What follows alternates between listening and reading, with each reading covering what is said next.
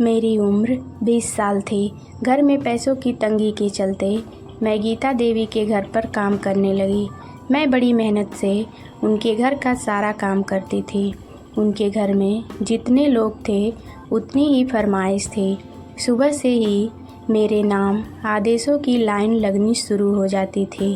फिर भी मैं खुशी खुशी सबकी फरमाइश पूरी कर देती थी। मैंने भी जैसे अपने दोनों पैरों में 10 पहिए लगा रखे हों। मेरी सेवा से घर का हर सदस्य संतुष्ट था। गीता देवी का परिवार मेरी सेवा और ईमानदारी को स्वीकार भी करता था। मैं थी भी बहुत अच्छी। मेरी खूबसूरती मेरे किसी फिल्म की हीरोइन होने का एहसास कराती थी। घर की मालकिन गीता देवी की बेटी रचना, जो मेरी हम उम्र थी, उसके पुराने मगर मॉडर्न डिज़ाइन के कपड़े जब मैं पहन लेती थी तो मेरी खूबसूरती में और भी निखार आ जाता था।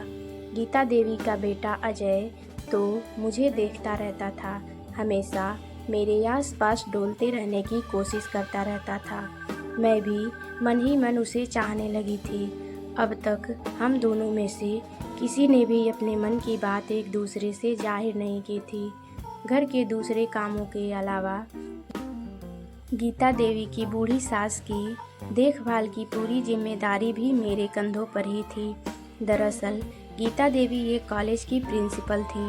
उन्हें सुबह के 8 बजे तक घर छोड़ देना पड़ता था। बड़ा बेटा अजय और बेटी रचना दोनों सुबह 9 बजे तक अपने अपने कॉलेज के लिए निकल जाते थे। गीता देवी के पति रमन जी खुद का बिजनेस था। उनके मिलने वालों के चाय नाश्ते का इंतज़ार भी मुझको ही देखना पड़ता था। मैं सुबह के 7 बजते बजते उनके फ्लैट पर पहुंच जाती थी। पूरे 10 घंटे लगातार काम करने के बाद शाम के 6 बजे तक ही मैं अपने घर लौट पाती थी। एक दिन मैं गीता देवी के घर पर अकेली थी। बूढ़ी अम्मा भी किसी काम से पड़ोस में गई हुई थी।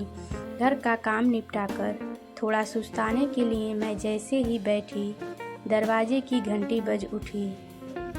मैंने दरवाज़ा खोला तो सामने अजय खड़ा था।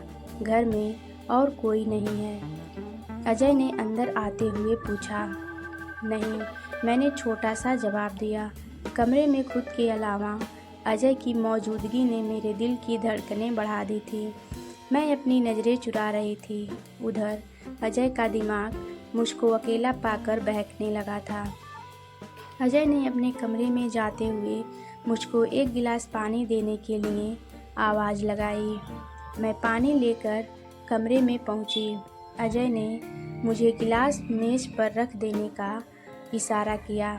गिलास रखकर जब मैं लौटने लगी तो अजय ने मुझे पीछे से अपनी तरफ खींच लिया। एक तो इतनी खूबसूरत लड़की मुश्किल से मिली और तन्हाई और मालिक होने का रोब। अजय पूरी तरह अपने अंदर के हैवान के आगे मजबूर हो चुका था। ये आप क्या कर रहे हैं साहब? मैं बुरी तरह डरी हुई थी। वही जो तुम चाहती हो। तुम्हें तो फिल्मों की हीरोइन होना चाहिए था। किन कंगाल के घर में पैदा हो गई तुम?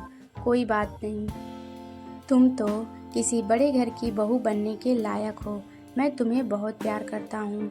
मैं तुमसे शादी करना चाहता हूँ। फिर अजय ने मुझे अपनी तरफ खींच लिया और मुझ पर ताकत का इस्तेमाल करते हुए अजय बड़ी बेशर्मी से बोला, पहले तुम मेरी बात मानो, फिर मैं तुम्हें अपने परिवार की बहू बनाता हूँ। लेकिन शादी के पहले यह सब करना पाप होता है। मैं गिड़गिड़ाते हुए बोली, पाप पुण्य का हिसाब बाद में समझाना बेवकूफ़ लड़की। पहले मैं जो चाहता हूँ वह करने दे। अजय वासना की आग में पूरी तरह दहक रहा था। इसके आगे वह कोई हरकत करता। घर का दरवाज़ा खटाक से खुला। सामने गीता देवी खड़ी थी। अपनी माँ को देख अजय पहले तो डरा, फिर पतरा बदलकर पलंग से उतर गया। मैं भी उठ खड़ी हुई। यह सब क्या हो रहा है? गीता देवी चीखते हुए बोली, देखिए ना मम्मी, कैसी बदचलन लड़की को आपने घर में नौकरी दे रखी है। अकेला देखकर इसने मुझे जबरन बिस्तर पर खींच लिया। यह इस घर की बहू बनने के सपने देख रही है। अजय ने एक ही सांस में अपना कसूर मेरे सिर पर मार दिया। नहीं मालकिन नहीं, यह सच नहीं है, कहते हुए मैं रो पड़ी। देख रही हैं मम्मी, कितनी ढीठ है यह लड़की।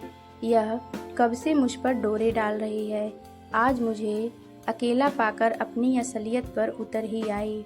अजय सफाई देता हुआ बोला, मैं खूब जानती हूँ इन छोटे लोगों को अपनी औकात दिखा ही देते हैं। अब मैं इसे काम पर नहीं रख सकती।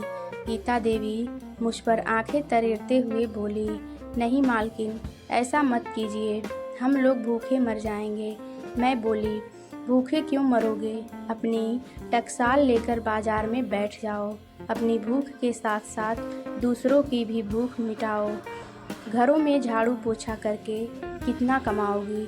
चलो निकलो, अभी मेरे घर से मेरे बेटे पर लांछन लगाती है। गीता देवी बेरुखी से बोली। मैं हैरान सी सब कुछ सुनती देखती रही। मेरा सिर चकराने लगा। कुछ देर में जाकर मैं संभली और बिना उनकी तरफ देखे दरवाजे से बाहर निकल गई। घर आकर मैंने रोते रोते सारी दास्तान अपनी माँ को सुनाई। मेरी माँ हैरान रह गई।